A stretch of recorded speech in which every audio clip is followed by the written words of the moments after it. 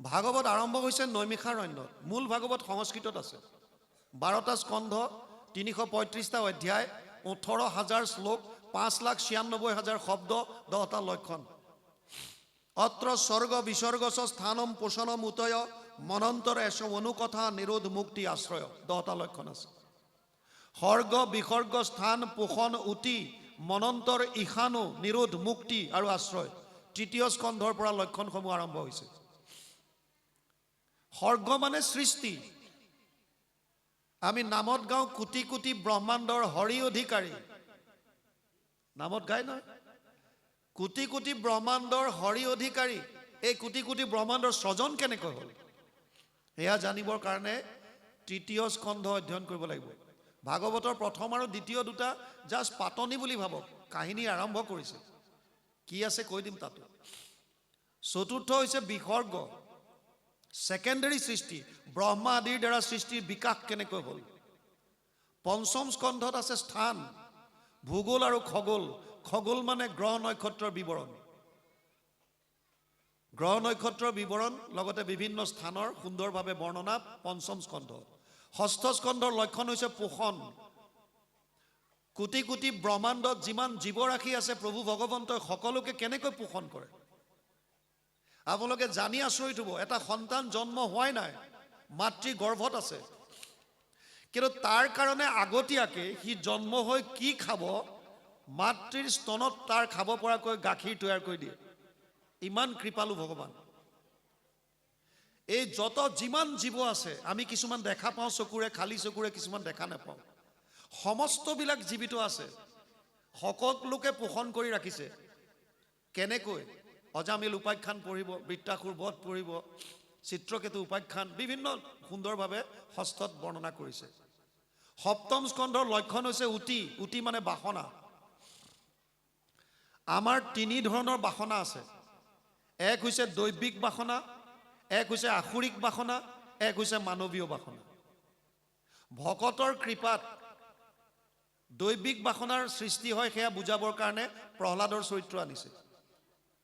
মহন্তৰ কোপত বা ভকতৰ ক্ৰোধত আসুৰিক বাসনাৰ সৃষ্টি হয়, সেয়া বুজাবৰ কাৰণে হিৰণ্যক্ষ আৰু হিৰণ্যকশিপুৰ কথা আনিছে 7ম স্কন্ধ।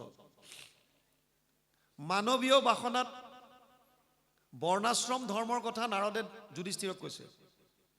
বৰ্ণাশ্ৰম মানে, বৰ্ণ মানে 4টা জাতি, ব্ৰাহ্মণ ক্ষত্ৰিয় বিষাম শূদ্ৰানাম চ পৰম তপ কৰ্মাণি প্ৰবিভক্তানি স্বভাৱ প্ৰভাৱেৰ গুণেই, 8দশ অধ্যায় 41 নম্বৰ শ্লোক গীতা।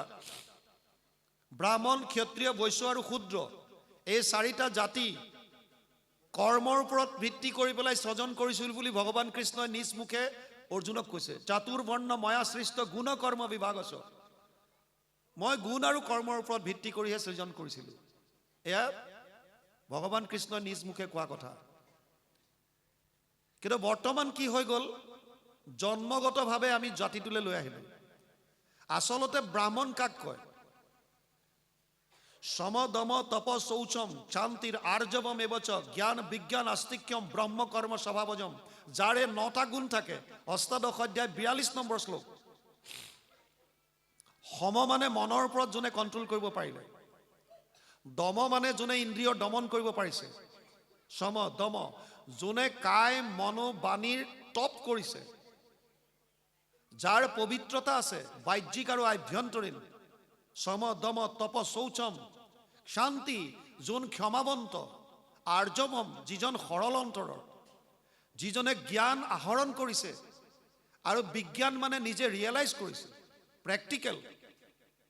আস্তিক্যম মানে বেলেগৰ ঈশ্বৰৰ প্ৰতি আকৃষ্ট, ঈশ্বৰৰ প্ৰতি সেৱা। এই 9টা গুণ যাৰ আছে তাক ব্ৰাহ্মণ বুলি কয়। ব্ৰাহ্মণ কোন আছিলে? যিবিলাকে নিজে জ্ঞান আহৰণ কৰিছিল, বাকী 3টা জাতিক জ্ঞান দিছিল। সেইফালৰ পৰা চাবলৈ গ'লে বৰ্তমান ব্ৰাহ্মণ কোনসকল? যোনে জ্ঞান দি আছে, শিক্ষকবিলাক, প্ৰশিক্ষকবিলাক, যোনে আনক জ্ঞান বিলাইছে, নিজে জ্ঞান লৈছে, আনক জ্ঞান দিছে, এইখিনিকহে আচলতে ব্ৰাহ্মণ বুলি কয় শাস্ত্ৰৰ মতে। ক্ষত্ৰিয় আচলতে কোন? যোনে 3টা জাতিৰ ৰক্ষণাবেক্ষণ দিয়ে। সেইকাৰণে ক্ষত্ৰিয়ক বাহুৰ পৰা জন্ম বুলি কয়। 3টা জাতিক যোনে ৰক্ষণাবেক্ষণ দিছিল। তেতিয়া বৰ্তমান সময়ত ক্ষত্ৰিয় কাক ক'ব? যিমান ডিফেন্স পাৰ্চনেল আছে, পাৰামিলিটাৰী ফ'ৰ্চ আছে, পুলিচ প্ৰশাসন আছে, যাৰ কাৰণে আমি নিৰ্ভয়ে থাকিব পাৰিছোঁ, সুৰক্ষিত হৈ আছোঁ, সেইসকল ক্ষত্ৰিয়। বৈশ্য কাক কয়? কৃষি গোৰক্ষ বাণিজ্যম বৈশ্যকৰ্ম স্বভাৱজম, অষ্টাদশ অধ্যায় 44 নম্বৰ শ্লোক গীতা। যোনে কৃষি কৰ্ম কৰিছে, গো পালন কৰিছে, বেপাৰ বাণিজ্য কৰিছে আৰু তিনিওটা জাতিক খাদ্যৰ যোগাৰ দিছে, সেইসকলক বৈশ্য বুলি কৈছিল। শূদ্ৰ কোন? যিবিলাকে তিনিওটা জাতিক কায়িকভাৱে সহায় কৰিছিল, সেইসকলক শূদ্ৰ বুলি কৈছিল। এতিয়া চাবলৈ গ'লে কোনো ইয়াত ওপৰ খাপৰ নহয়, কোনো তল খাপৰ নহয়, চবৰে ডিউটি বেলেগ বেলেগ দিয়া আছে। ইজন আনজনৰ পৰিপূৰকহে, উচ্চ নিচ নাছিল। কিন্তু তাৰ পাছত আমাৰ এটা চামে গৈ কাৰোবাক নিচ বনাই পেলালে, কোনোবা উচ্চ খাপৰ হ'ল, কোনোবা কিবা হ'ল, কোনোবা কিবা, যাৰ কাৰণে সমাজত খেলি মেলিৰ সৃষ্টি হ'ল। আৰু আশ্ৰম কোনটো? 4টা আশ্ৰম আছে, ব্ৰহ্মচৰ্য, গাৰ্হস্থ্য, বানপ্ৰস্থ, সন্ন্যাস। আগতে নিয়ম আছিল 25 বছৰ বয়সলৈকে ব্ৰহ্মচৰ্য ব্ৰতত থাকিব, ব্ৰহ্মক আৰাধনা কৰিব, শিক্ষা আহৰণ কৰিব, সমস্ত আধ্যাত্মিক শাস্ত্ৰবিলাক অধ্যয়ন কৰি তাৰ পৰা জ্ঞান ল'ব। 25 বছৰ সম্পূৰ্ণ হোৱাৰ লগে লগে গাৰ্হস্থ্য ধৰ্মত প্ৰৱেশ কৰে, বিয়া বাৰু কৰাই দিয়ে। 50 বছৰ হোৱাৰ লগে লগে নিজৰ ঘৰ ত্যাগ কৰিব লাগিব, পতি পত্নী দুইটাই, আৰু বনলৈ গুচি যায়, এইটো বানপ্ৰস্থ। আনাদাৰ 25 years বনত থাকে, তাৰ পাছত লাষ্টৰ 25 বছৰ সন্ন্যাস ব্ৰত ধাৰণ কৰে, কেৱল তেওঁলোকে ব্ৰহ্মক উপাসনা কৰে, পত্ৰ পুষ্প যি পায় তাকে ভোজন কৰে। কিন্তু বৰ্তমান গুৰুজনাই কৈছে ইমান কঠোৰ উপাসনা আমি নকৰিলেও হ'ব, আমি ঘৰতে থাকি কৰিব পাৰোঁ। যিটো প্ৰাণ বন্ধু কৃষ্ণৰ হৃদয়তে আছে, সিটো মনেহে কৰিব লাগে সেৱ, কৰাটোৰো নাহি হানি এতেকতে পদ্মপানী, তুষ্ট হন্ত দেৱতাৰো দেৱ। যিজন ভগৱান সেইজন সকলোৰে হৃদয়ত আছে, গতিকে বাহিৰত গৈ জংঘলত গৈ বিচৰা কোনো প্ৰয়োজন নাই। কিমান লজিক আছে। সেইকাৰণে ভক্তি মাৰ্গত বৰ্ণাশ্ৰম ধৰ্মৰ কথাটো অনুবাদ কৰোঁতে ইয়াত 7ম স্কন্ধত সেইখিনি কৰা নাই, শ্বৰ্টত মাত্ৰ কৈ থৈছে বৰ্ণাশ্ৰম ধৰ্মৰ বিষয়ে নাৰদে যুধিষ্ঠিৰক ক'লে, বছ সিমানে, অকণমান লিখিছে। আৰু মাধৱ পুৰুষে ঘোষাত লিখিছোঁ, নহো জানা আমি 4 জাতি, 4ও আশ্ৰমী নহো আতি। আমি এই 4টা জাতিটো নপঢ়োঁ, 4ও আশ্ৰমীটো আমি নপঢ়োঁ। তে আমাৰ জাতি কি? আমাৰ জাতি এটাই, সেইটো হৈছে দাসৰো দাস, টান দাস ভৈলো আমি। ভগৱান কৃষ্ণ আমাৰ স্বামী আৰু আমি সকলোবিলাক তেওঁৰ দাস। 8ম স্কন্ধত আছে মনন্তৰ, 14 জন মনু আৰু মনুৰ বংশৰ বিষয়ে, কৰ্মৰাজিৰ বিষয়ে জানিব বিচাৰিলে 8ম স্কন্ধ অধ্যয়ন কৰিব লাগিব। 9ম স্কন্ধত আছে ৰাজবংশাৱলী, চন্দ্ৰবংশ, সূৰ্যবংশৰ ৰজা মহাৰাজাৰ বিষয়ে, যিসকল বৈষ্ণৱ আছিল তেওঁলোকৰ বিষয়ে জানিব ইচ্ছা থাকিলে 9ম স্কন্ধ অধ্যয়ন কৰিব লাগিব। 10ম স্কন্ধৰ লক্ষণ হৈছে নিৰোধ। প্ৰলয়ৰ সময়ত সমস্ত জীৱৰাশি প্ৰভু ভগৱন্তৰ উদৰত অৱৰুদ্ধ হৈ থাকে, এই অৱস্থাটোক নিৰোধ বুলি কৈছে। যিজন ঈশ্বৰৰ উদৰত সমস্ত জীৱ প্ৰলয়ৰ সময়ত আবদ্ধ হৈ থাকে, সেইজন ঈশ্বৰৰ অৱতাৰৰ পৰা বিভিন্ন লীলা 10ম স্কন্ধত 90টা অধ্যায়ত বৰ্ণনা কৰিছে। আটাইতকৈ ডাঙৰ স্কন্ধ 10ম স্কন্ধ। ইয়াক 3টা ভাগ কৰিছে, আদি, মধ্য আৰু শেষ। আদি চোৱা গুৰুজনাই নিজে অনুবাদ কৰিছে, যাক আমি 10ম বুলি কওঁ, আদি 10ম। একাদশ স্কন্ধ, যিটো এতিয়া আজি আমি ইয়াত আলোচনা কৰিম, একাদশ স্কন্ধৰ লক্ষণ হৈছে মুক্তি। মুক্তি মানে মোকলাই দিয়া, খুলি দিয়া।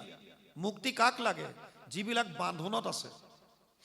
মুক্তিকাৰী কাক দিব? যিবিলাকক বান্ধি ৰাখিছে। যদি আপোনাৰ বান্ধোনেই নাই, তেতিয়া মুক্তিৰ প্ৰয়োজনেই নাই। আৰু যদি বান্ধোন আছে, তেতিয়াহ'লে কিহৰ বান্ধোন? এইখিনি জানিবৰ কাৰণে একাদশ স্কন্ধত ইয়াত ক'লে আমাৰ হৰিদত্ত বৰুৱাদেৱৰ ইয়াত নিমি নৱসিদ্ধ সংবাদটো নাই। নিমি নৱসিদ্ধ সংবাদ, কৃষ্ণ উদ্ধৱ সংবাদ ইয়াত আপোনালোকে পাব। কিহৰ বান্ধোন? এই বান্ধোনৰ পৰা মুকলি হ'বৰ কাৰণে কি কৰিব লাগিব। আৰু দ্বাদশ স্কন্ধ লক্ষণ হৈছে আশ্ৰয়। আশ্ৰয় মানে শৰণ। ক'ত শৰণ ল'ম? ভাগৱতৰ মূল উদ্দেশ্য হৈছে আশ্ৰয়। জীৱই শৰণ ক'ত ল'ব? বৰ্তমানো মানুহৰ মাজত ভ্ৰান্তিত আছে। আমি ক'ত কাক উপাসনা কৰিম? কোনজন আচলতে যোগ্য? তাৰ কাৰণে শাস্ত্ৰৰ উত্তম দুখন গ্ৰন্থই শ্ৰেষ্ঠ অধ্যয়ন কৰিলে হ'ল কাফি ভাগৱত আৰু গীতা শাস্ত্ৰৰ উত্তম কি বুলি কওঁ আমি গীতা ভাগৱত চবেই জানে গতিকে যদি গীতা ভাগৱত কেৱল অধ্যয়ন কৰে তেতিয়াহ'লে আপোনালোকেও গম পাব যে বেলেগে কোৱাৰ প্ৰয়োজনে নাই আচলতে আমাৰ আৰাধ্য কোনজন আৰু ক'ত আমি শৰণ ল'ব লাগে আশ্ৰয়ৰ আমাৰ প্ৰপাৰ জেগাটো কি এয়াই হৈছে থুলমূল ভাগৱতৰ মূল কথা ভাগৱত আৰম্ভ হৈছে নৈমিষাৰণ্যত ২৮,০০০ ঋষি মুনি এনেকৈ বহিছে যিসকলে ১০০০ বছৰ যজ্ঞ কৰিছিল উদ্দেশ্য মহান আছিল কলিযুগৰ মানুহৰ যাতে কল্যাণ হয় কল্যাণ মানে আমি প্ৰত্যেকজন মানুহে দিনটোৰ ভিতৰত দৈনন্দিন জীৱনত বহুত কষ্ট পাইছো এই কষ্টবিলাকক ৩টা ভাগত ভগাইছে শাস্ত্ৰই কিছুমান কষ্ট আমি জীৱনত পাওঁ যিবিলাকত আমাৰ কোনো হাত নাই দৈৱ দোষত হয় দৈৱবশত যেনে ভূমিকম্প আহিল যেনে ধুমুহা আহিল বানপানী আহিল খৰ মাৰিলে এইবিলাকত আমাৰ কোনো হাত নাই এইবিলাক দৈৱবশত হৈছে সেইকাৰণে তেনে ধৰণৰ যিবিলাক কষ্ট আমি ভোগ কৰিবলগীয়া হয় তাক শাস্ত্ৰই নামাঙ্কিত কৰিছে আধি দৈবিক তাপ কিছুমান কষ্ট আমি পাওঁ প্ৰাণীৰ পৰা কুকুৰে কামুৰিলে মেকুৰীয়ে আঁচুৰিলে সাপে খুটিলে মানুহে মানুহক কষ্ট দিলে ভূত মানে প্ৰাণী সমস্ত ভূতত ব্যাপী আছুময় হৰি এই ভূত শব্দটোৱে প্ৰাণীক বুজায় সমস্ত ভূতত সকলোতে মই ব্যাপ্ত আছো যিবিলাক ভূত বা প্ৰাণীৰ পৰা আমি কষ্ট পাওঁ ভূতৰ পৰা ভৌতিক হৈছে আধি শব্দটোৱে সম্পৰ্কীয় বা সম্বন্ধীয় বুজাইছে প্ৰাণী সম্বন্ধীয় যিমান কষ্ট আমি পাওঁ তাক নাম দিছে আধি ভৌতিক তাপ আন কিছুমান কষ্ট আমি পাওঁ যিবিলাকক আধ্যাত্মিক তাপ বুলি কৈছে ই দুই ধৰণৰ এক হৈছে শাৰীৰিক এক হৈছে মানসিক শাৰীৰিক বিভিন্ন অসুস্থতাৰ কাৰণে আমি কষ্ট পাওঁ আটাইতকৈ মাৰাত্মক আৰু চিন্তনীয় বিষয়টো হৈছে মানসিক তাপ বৰ্তমান সময়ত আপোনালোকে জানি আচৰিত হ'ব ২-২.৫ বছৰীয়া ল'ৰা ছোৱালীৰ পৰা আৰম্ভ কৰি মৃত্যুৰ দুৱাৰ দলিত ভৰি দি থকা বৃদ্ধসকললৈকে প্ৰায় মানুহ এই মানসিক চাপত ভুগি আছে যাক আজিকালি টেনচন বুলি কয় টেনচন কাৰোবাক যদি সোধে কি খবৰ নকবি বিৰাট টেনচন চলি আছে সৰু ল'ৰা ছোৱালীৰো টেনচন কিহৰ যিটো বয়সত খেলাৰ বয়স মাক বাপেকৰ লগত সময় পাৰ কৰাৰ বয়স সেই সময়ত ২ বছৰ ২.৫ বছৰত আমি কিতাপৰ বোজা দি পেলাই প্ৰি প্ৰাইমাৰী নাম দি অংগনাবাড়ী নাম দি পেলাই স্কুললৈ পঠাওঁ সিহঁতো প্ৰকৃতিৰ বিৰুদ্ধে যাবলগীয়া হৈছে আগতে নিয়ম আছিল ৬ বছৰত দিয়াৰ এতিয়া ২.৫ বছৰ ৩ বছৰৰ পৰা তই যাবই লাগিব পঢ়িবই লাগিব প্ৰেছাৰ কিছুমান কণ্ডিশ্যন মানসিক চাপ আহে আমাৰ ব্যক্তিগত কাৰণত কিছুমান আহে পৰিয়াল কেন্দ্ৰিক কিছুমান আহে সমাজ ব্যৱস্থাৰ কাৰণে আৰু কিছুমান পাওঁ আমি দেশৰ নীতি নিয়মৰ কাৰণে বিভিন্ন কাৰণ হ'ব পাৰে প্ৰায় মানুহ মানসিক চাপত ভুগি আছে এই তিনিওটা তাপৰ পৰা পৰিত্ৰাণ পাব লাগে এইটো হৈছে ১ নম্বৰ কথা ২ নম্বৰ হৈছে আমি কোনো দুখ নিবিচাৰোঁ আমাক সবকে সুখ লাগে গতিকে দুখৰ নিবৃত্তি এইটো ২ নম্বৰ আৰু আমি সকলোৱে আনন্দ বিচাৰোঁ সবে সুখ শান্তি বিচাৰোঁ এইটো হৈছে ৩ নম্বৰ আৰু আমি এই যিটো জন্ম চক্ৰ বাৰে বাৰে আহি আছো পুনৰপি জননম পুনৰপি মৰণম এই জন্ম চক্ৰৰ পৰা মুক্তি পাব বিচাৰিছো যিটো মুক্তি এই আটাইকেইটা বস্তুকে এটা শব্দত ক'বলৈ গ'লে কল্যাণ এই কল্যাণৰ কাৰণেই ২৮,০০০ ঋষি মুনিয়ে ১০০০ বছৰ জোৰা যজ্ঞ কৰিছিল ক'ত নৈমিষাৰণ্যত বৰ্তমান উত্তৰ প্ৰদেশৰ লক্ষ্ণৌৰ পৰা প্ৰায় ৫০ কিলোমিটাৰ মান দূৰত আছে নৈমিষাৰণ্য তেওঁলোকে ১০০০ বছৰ যজ্ঞ কৰিলে কিন্তু তাৰ পৰা একো ফল নাপাই পেলাই ৰোমহৰ্ষণৰ পিতেক উগ্ৰশ্ৰৱা সূতক আসন দি বহুৱাই লৈ এই ২৮,০০০ ঋষিৰ ভিতৰত যিজন কথামৃত ৰসস্বাদ কুশল শৌনক অব্ৰবীত কথামৃত পান কৰাত যিজন কুশল শ্ৰৱণত যিজন পটু বা পাৰ্গত সেইজনৰ নাম দিছে শৌনক শৌনকে প্ৰশ্ন কৰিছে সূতমুনিয়ে উত্তৰ দিছে এয়াই হৈছে ভাগৱত শৌনকে প্ৰথমে স্বীকাৰ কৰিছে শৌনক বদতি শুনা সূত মহামানী পৰম পাতকী কলি পাইলে হেন জানি আৰম্ভিলো যজ্ঞ আশী সহস্ৰ বছৰ হোমধূমে ধূম্ৰবৰ্ণ ভৈলা কলেবৰ যিটো কৰ্ম কৰোৱাত নাহিকে বিশ্বাস আপোনাৰ আয়ুস কৰিলো ব্যৰ্থে নাশ এয়া ভাগৱতৰ প্ৰথম স্কন্ধতে পাইছে আপোনালোকে স্বীকাৰ কৰিছে হে সুতমুনি পৰম পাতকী কলিযুগ আহিছে বুলি গম পায় 1000 বছৰ জোৰা আমি যজ্ঞ কৰিলো যজ্ঞৰ ধোঁৱা লাগি লাগি আমাৰ শৰীৰ ধোঁৱা বৰণীয়া হৈ গ'ল কিন্তু তাত আমাৰ এতিয়া বিশ্বাস নাই আমি যেটো বিচাৰিছিলো একো নাপালো সেই কাৰণে সুতমুনিক প্ৰশ্ন কৰিছে তত্ৰ তত্ৰ অঞ্জসা আয়ুষ্মান ভৱতা যত বিনিচ্ছিতম পুংসাম একান্তত শ্ৰেয় তত নাশংসি তোমাৰ হসি 1:1:9 প্ৰথম স্কন্ধ প্ৰথম অধ্যায় 9 নম্বৰ শ্লোক ভাগৱত সৌনকে কৈছে হে সুতমুনি কলি যুগৰ মানুহে পৰম কল্যাণ সাধনৰ অৰ্থে কৰিবলগীয়া শ্ৰেষ্ঠ কৰ্মটো কি মোক কোৱা পুংসাম একান্তত শ্ৰেয় মানুহে কৰিবলগীয়া আটাইতকৈ শ্ৰেষ্ঠ কৰ্মটো কি মানে কি কৰিলে আমি পৰম কল্যাণ সাধিব পাৰো উত্তৰ দিয়াৰ আগে আগে কৈছে 1 মিনিট ৰবা তুমি যিকোনো উপায় দিলে কলিযুগৰ মানুহে অৱলম্বন কৰিব নোৱাৰে মানে যদি সুতমুনিয়ে ক'লেহেঁতেন কোনোবাই যদি মনুষ্য জনম সফল কৰিব বিচাৰিছে পৰম কল্যাণ সাধিব বিচাৰিছে তেওঁ 1000 বছৰ তপস্যা কৰক কলিযুগৰ মানুহে 1000 বছৰ তপস্যা কৰিব পাৰিব নাই নোৱাৰে কাৰণ ইমান দিন আমি জীয়াই নাথাকো কলিযুগৰ মানুহৰ আয়ুস হৈছে মাত্ৰ 100 বছৰ 100 বছৰ শাস্ত্ৰত কৈছে তাকো আমি 100 বছৰ নাপাওঁ বহুতে মাজতে মই এটা ৰিপৰ্ট পাইছিলো আমেৰিকান এজেন্সি এটাই বহু দেশৰ মানুহৰ ওপৰত এটা সাৰ্ভে কৰিছে তেওঁলোকে উলিয়াইছে বৰ্তমান মানুহৰ এভাৰেজ যেটো আয়ুস 78 বছৰ মাত্ৰ 78 ইয়াৰ্স অনলি 100 বছৰ খুব কম থাকে আজিকালি মানুহ তথাপিতো আমি 100 বছৰ বুলি ধৰিলো তে 100 বছৰৰ ভিতৰত যদি 1000 বছৰ তপস্যা কৰিবলৈ দি আমি কেনেকৈ কৰিম 2 নম্বৰ কথা কলিযুগত কিছুমান বস্তু হ্ৰাস পাব ভাগৱতে কৈছে 8টা বস্তু কমি আহিব ততচ্ছ অনুদিনম ধৰ্মম সত্যম শৌচম ক্ষমা দয়া কলেন বলেন ৰাজম মাংসতি আয়ু বলম স্মৃতি 8টা বস্তু কলিযুগত হ্ৰাস পাব 12:2:1 দ্বাদশ স্কন্ধ দ্বিতীয় অধ্যায় প্ৰথম শ্লোক ধৰ্ম কমিব হ্ৰাস পাব আপোনালোকে ভাবিব পাৰে যে ধৰ্ম দেখোন বাঢ়িছে চাৰিওফালে বিৰাট একদম ধৰ্মৰ নামত সব দেখা ছাৰ ৰাজসিক মনুষ্যানাম সহস্ৰেষু কচ্চিত যততি সিদ্ধায়া যততামপি সিদ্ধানাম কচিত মাম বেত্তি তত্ত্বতঃ সপ্তম অধ্যায় 3 নম্বৰ শ্লোক গীতা ভগৱান কৃষ্ণই অৰ্জুনক কৈছে অৰ্জুন 1000 জনৰ মাজত কোনোবা এজন মোৰ ওচৰলৈ আহিবলৈ ইচ্ছা কৰিব আৰু তেনেকুৱা 1000 জনৰ মাজত কোনোবা এজনে মোৰ তত্ত্বটো বুজি পাব তেতিয়া ইমান বিলাক যে আমি দেখি আছো এবিলাক মাত্ৰ দেখা ছাৰ জাক জমকতা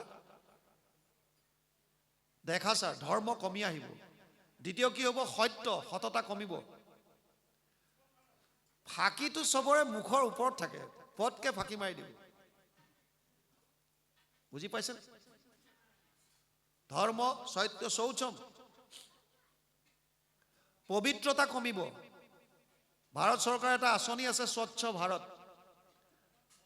আপোনালোকে হয়তো জানে মই এছএছবিত আছিলো এছিষ্টেণ্ট কমাণ্ডেণ্ট ইঞ্জিনিয়াৰ হিচাপে চাকৰি আছিলে মোৰ 28 লৈকে মই ভকতৰ লগত থাকিম বুলি 22ত ভলন্টিয়াৰ লৈ গুচি আহিলো চাকৰি যেতিয়া কৰি আছিলো তেতিয়া আমিও স্বচ্ছ ভাৰত আঁচনিত যোগদান কৰিছিলো আমাৰ জৱানবিলাক লগত লৈ পেলাই আমি যাওঁ কেতিয়াবা কোনোবা কলেজত কেতিয়াবা কোনোবা বজাৰত আৰু ঝাৰু লৈ চাফা কৰো এইবিলাক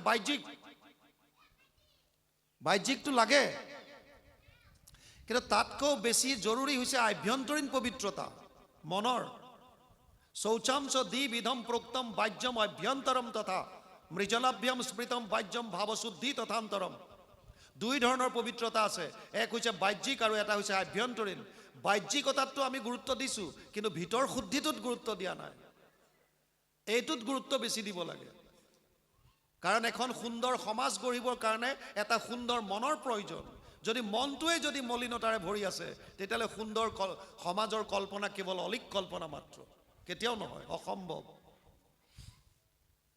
কমি আহিব এইবিলাক পবিত্ৰতা কমিব ততচ্ছ অনুদিনম ধৰ্মম সত্যম শৌচম ক্ষমা দয়া ক্ষমা কমিব, দয়া কমিব, আয়ুস কমিব, বল কমিব, স্মৃতি কমিব, চব কমি আহিব।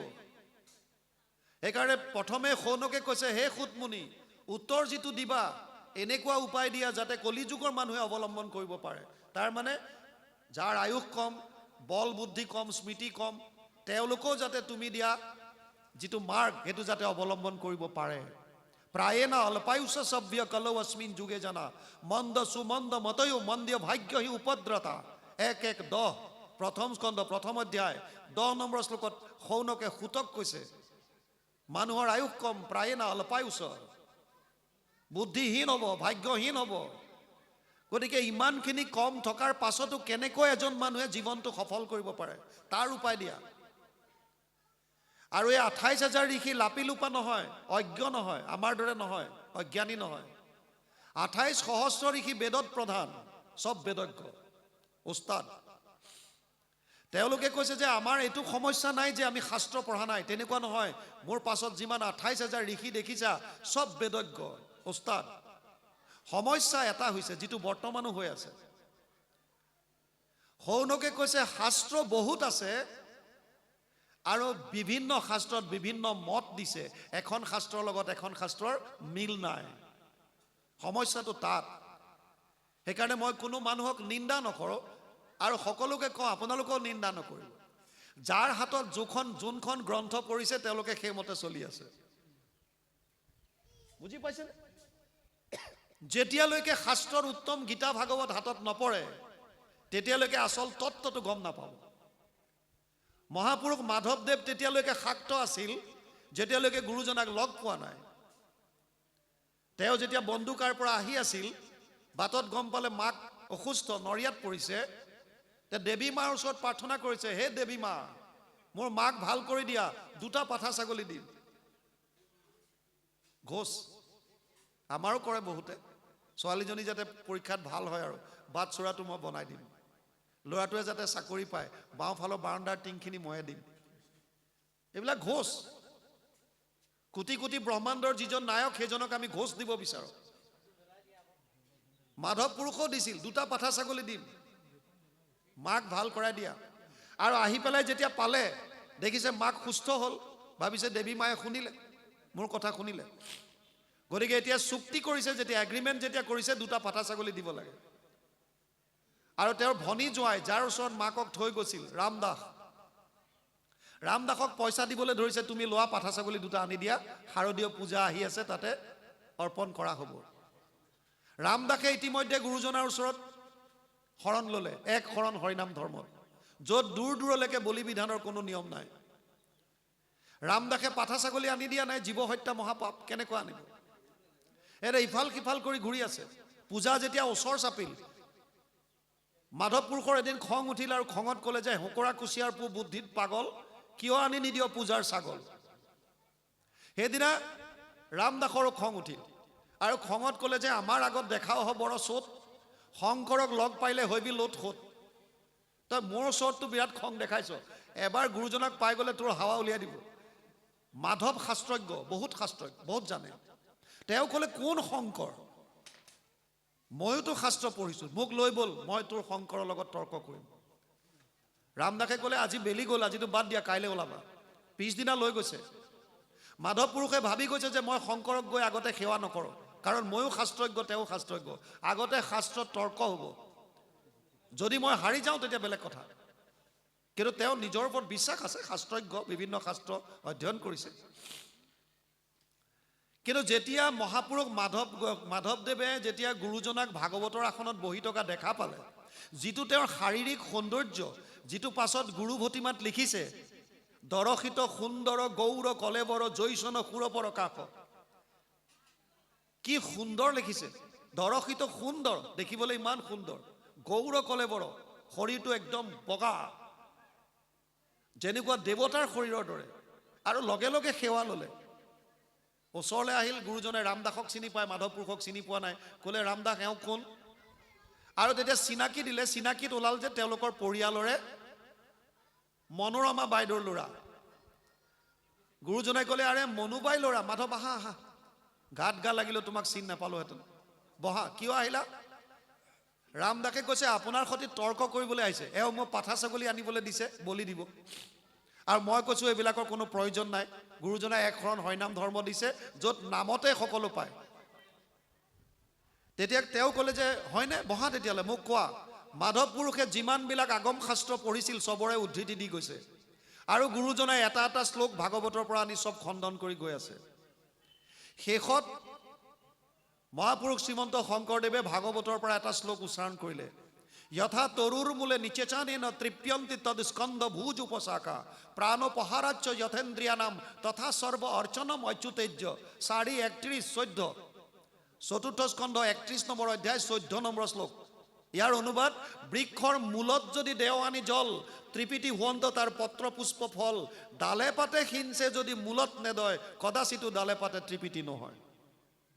যদি গছৰ গুৰিত পানী ঢালা তেতিয়া ডাল পাতে এনেই পাব, গুৰিত পানী নিদি যদি ডাল পাতত সিঁচি থাকা তেতিয়া কি লাভ হ'ব। আৰু উদাহৰণ দিছে, ভোকাটোৰ নৰে যদি অন্নক ভুঞ্জয়। কোনোবা এজন ভোকত থকা মানুহে যদি অন্ন খায়, ইন্দ্ৰিয়ৰ প্ৰীতি তাৰ সাধে আতিশয়, ইন্দ্ৰিয়বিলাকৰ প্ৰীতি সাধিব। ভোজন বিহীনে পিন্ধে বস্ত্ৰ অলংকাৰ। ভোকাটোৰ মানুহ এটাই যদি ধুনীয়া ধুনীয়া অলংকাৰ পিন্ধে, ইন্দ্ৰিয়ৰ একো প্ৰীতি নসাধ হয় তাৰ। কৃষ্ণক পুজিলে পূজা সমস্তৰে হয়, পৃথকে পুজিলে পূজা কেহু নলয়। যেতিয়া গুৰুজনাই অনুবাদ কৰি শুনালে, লগে লগে মাধৱ পুৰুষ দীঘল দি পৰিল। আৰু তেতিয়া শংকৰদেৱে সুধিলে, তুমি এবাৰ সেৱা কৰিছিলা আকৌ কিয়? তেতিয়া ক'লে যে মই আগতে আপোনাক শিৰোমণি ভূঞা হিচাপে সেৱা কৰিছিলোঁ, আৰু এতিয়া আপোনাৰ ওচৰত মই শৰণ ল'ব বিচাৰিছোঁ, আধ্যাত্মিক গুৰু হিচাপে আপোনাক স্বীকাৰ কৰিব বিচাৰিছোঁ। কিয়?